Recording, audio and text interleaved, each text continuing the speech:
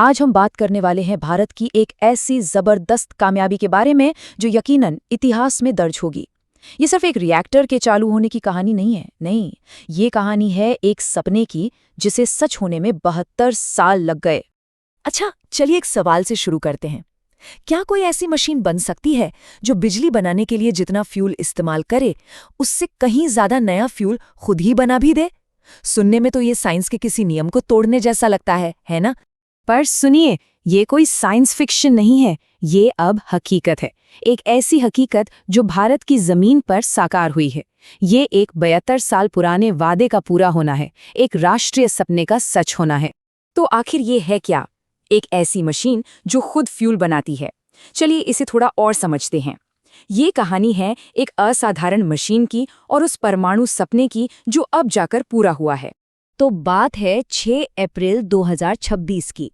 ये तारीख इतिहास में दर्ज हो गई है क्योंकि इसी दिन तमिलनाडु के कलकपक्कम में भारत के सबसे एडवांस न्यूक्लियर रिएक्टर ने अपनी पहली क्रिटिकलिटी हासिल की। अब ये क्रिटिकलिटी क्या है? आसान भाषा में कहें तो ये वो पल था जब रिएक्टर ने बिना किसी बाहरी मदद के अपने दम पर एक स्टेबल न्यूक्लियर चेन रिएक्शन शुरू कर दिया।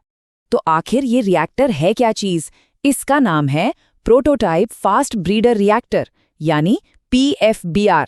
ये भारत के न्यूक्लियर प्रोग्राम का दूसरा स्टेज है। और सबसे जरूरी बात, ये पूरी तरह से स्वदेशी है। इसे हमारे ही वैज्ञानिकों और इंजीनियरों ने डिजाइन किया और बनाया है। और हाँ, ये 500 मेगावाट बिजली भी पैदा कर सकता है। पर देखिए, ये कामयाबी कोई 1-2 दिन की नहीं है। इसकी जड़ें 7 दशकों से भी ज्यादा गहरी हैं। तो अब सवाल ये उठता है कि इस असाधारण सपने के पीछे कौन था? चलिए जानते हैं। इस पूरे मिशन की, इस सपने की शुरुआत होती है एक नाम से, डॉक्टर होमी जहांगीर भाभा, जिन्हें भारत के परमाणु कार्यक्रम का जनक भी कहा जाता है। उन्होंने दशकों पहले भारत के लिए एक आत्मनिर्भर परमाणु भविष्य की नींव रखी थी। ये स्लाइड इस लंबे सफर को बहुत अच्छे से दिखाती है। 1954 में डॉक्टर भाभा ने एक सपना देखा और 2026 में जाकर वो सपना पूरा हुआ। जरा सोच कर देखिए, 72 साल। वैज्ञानिकों की कितनी ही पीढ़ियों ने इस पर काम किया होगा। चलिए अब वापस उस बड़े सवाल पर आते हैं जिससे हमने ये बातचीत शुरू की थी। ये ब्रीडर रिएक्टर काम कैसे करता है? आखिर ये फ्यूल बनाता कैसे है? आइए इसके पीछे की साइंस को बहुत ही आसान भाषा में समझते हैं। देखिए, इसके नाम में ही इसका राज छुपा है, फास्ट ब्रीडर रिएक्टर। ये एक ऐसा न्यूक्लियर रिएक्टर है जो बिजली तो बनाता ही है, लेकिन साथ साथ जितना फ्यूल इस्तेमाल करता है उससे ज्यादा नया फ्यूल ब्रीड कर लेता है, यानी पैदा कर देता है। इसको ऐसे समझिए, एक आम रिएक्टर सिर्फ फ्यूल को जलाकर एनर्जी बनाता है और फ्यूल खत्म हो जाता है। लेकिन एक फास्ट ब्रीडर रिएक्टर वो न सिर्फ फ्यूल इस्तेमाल करता है, बल्कि उसी समय एक दूसरे पदार्थ को नए काम में आने वाले फ्यूल में बदल देता है। और यही बात इसे एक असली गेम चेंजर बनाती है। तो ये होता कैसे है? स्टेप बाय स्टेप समझते हैं।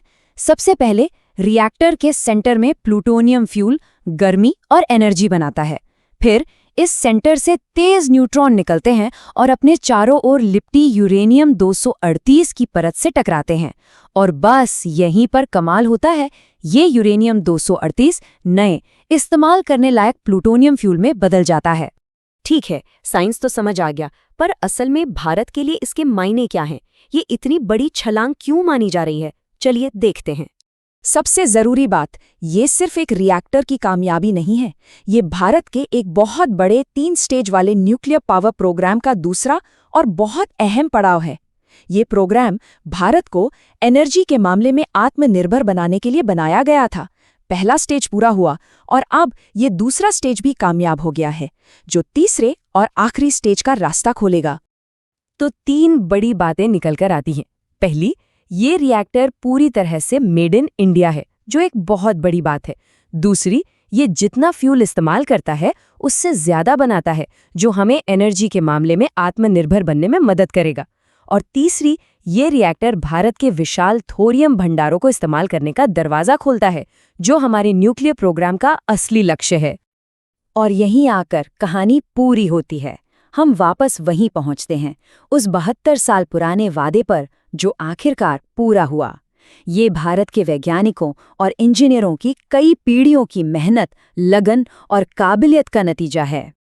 तो सवाल ये है कि परमाणु ऊर्जा का ये जो नया सूरज उगा है, ये भारत के भविष्य को, उसकी ऊर्जा जरूरतों को कैसे रोशन करेगा? ये एक ऐसा सवाल है जिसका जवाब आने वाले कई दशकों तक हमारी तरक्की की कहानी लिखेगा।